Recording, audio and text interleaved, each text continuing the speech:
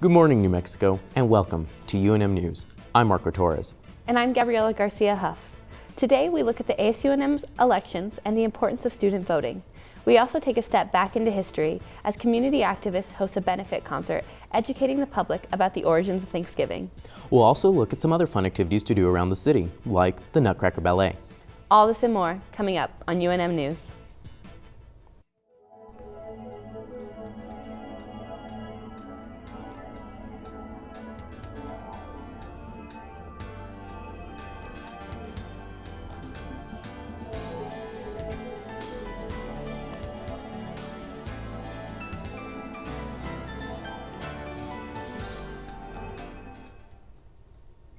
A little over 2,100 people turned out to vote in ASUNM's fall election.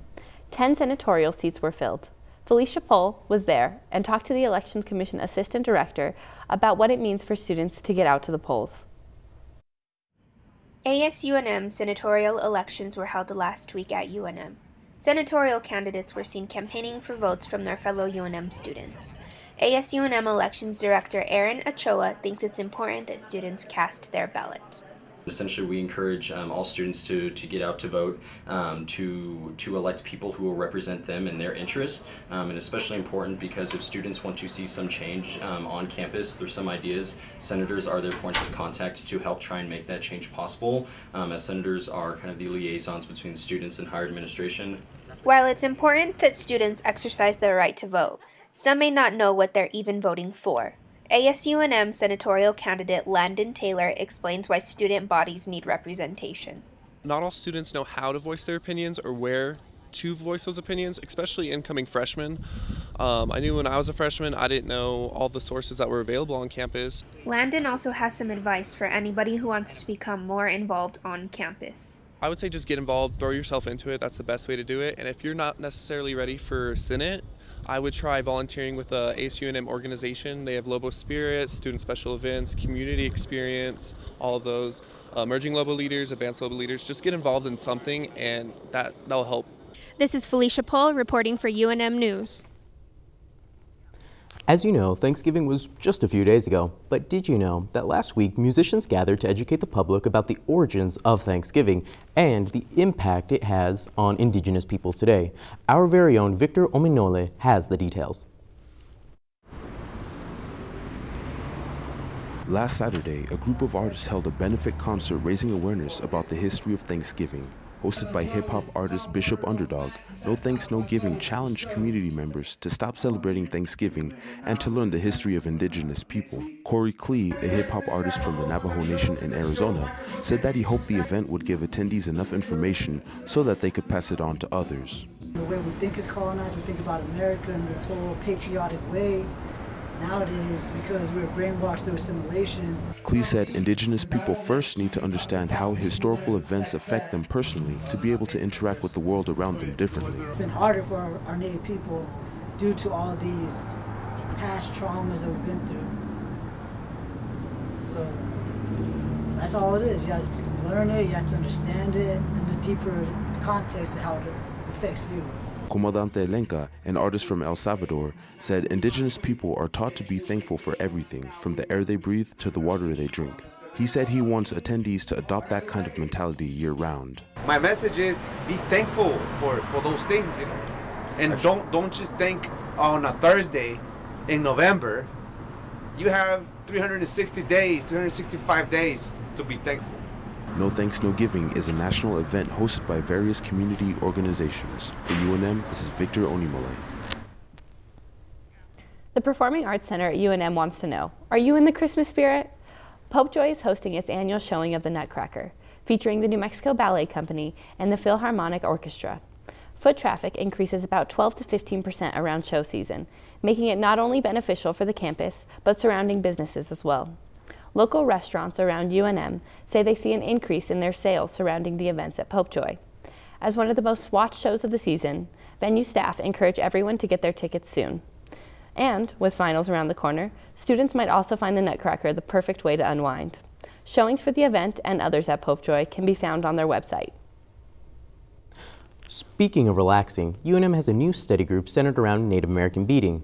Our UNM News reporter Marco Woods got that closer look. Marco?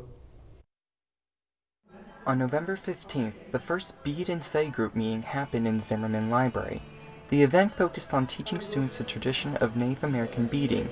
The event was created by Tiara Curtis, who is a student employee at the Indigenous Nations Library program. Tiara created the event after some of her friends mentioned wanting to learn how to bead, and she hopes that it can be a way for people to connect.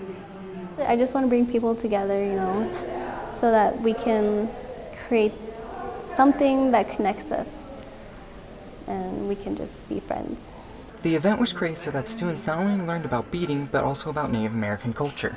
A lot of people think that Native Americans we all speak the same language, and we all have the same culture and crafts and practices and traditions, and we don't. There are many different styles of beading from different Native American tribes. The type of beading taught at the event was loom beading, and it differs from the other styles in the way that it is made. You can look at a beadwork and say, oh, this is from the Sioux, or this is from the Kiowa people, or this is Navajo. Tiara hopes that events like these can become a weekly or monthly event in the future. This is Marco Woods, reporting for UNM News. More exciting events have been happening at UNM. International Education Week gave students an inside glimpse at geological mapping. Autumn King has the details. Last week at UNM was International Education Week. This event is hosted by the Global Education Office that puts on multiple events throughout the week that highlight different facets of international education sources. One of those events was GIS Day, which stands for Geographic Information Systems. Multiple organizations gathered at UNM to showcase their specific GIS technology and how it relates to the international community. One of those organizations was the U.S. Geological Survey, or USGS. USGS is the U.S. Geological Survey of the federal government. We do a lot of the resource management across the nation. We do scientific studies and publications, and we also work with a lot of international partners. This event is an interesting aspect of international education, showing the world through geological mapping to track things like water and changes in the landscape. And Brian Keller, who is the Geographic Information Technology Manager for the Earth Data Analysis Center at UNM, gave us an insight into how GIS Day relates to the international community. The GIS Day is actually an international event of, across the world of people who do geospatial technology, remote sensing, mapping, that sort of thing. So it's not just at UNM today, this is throughout the US, North America, international. This is Autumn King reporting for UNM News. That's all for today. I'm Gabriela Garcia Huff. And I'm Marco Torres. Have a wonderful day in New Mexico.